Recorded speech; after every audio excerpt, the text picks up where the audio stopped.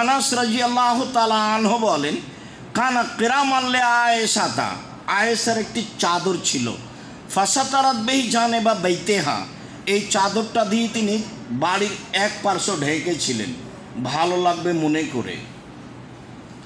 রাসূল সাল্লাল্লাহু আলাইহি সাল্লাম, আয়েশা আমিতি কেরামাকে, আমিতি আন্না কেরামাকে, আয়েশা তোমার এই চাদরটা এখান থেকে সরাও।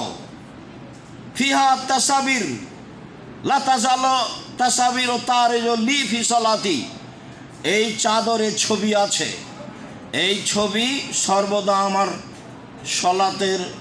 সলাতের মধ্যে সামনের দিকে এসে পড়ছে, এতে আমার সলাতের একাগ্রতা নষ্ট হচ্ছে। আয়েশা তুমি এই চাদরটি আমার সামনে থেকে সরাও। বোঝা গেল নকশাপূর্ণ জায়নামাজ চলবে না।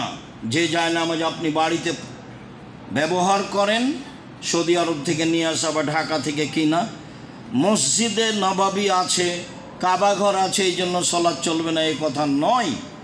আপনার জায়নামাজ হবে এক কালার, এটা হলো কথা। মসজিদের কার্পেট হবে এক কালার, এটাই ঠিক। যদি ভিন্ন কালার হয় তাহলে কাপড় দিয়ে ঢেকে দিতে হবে।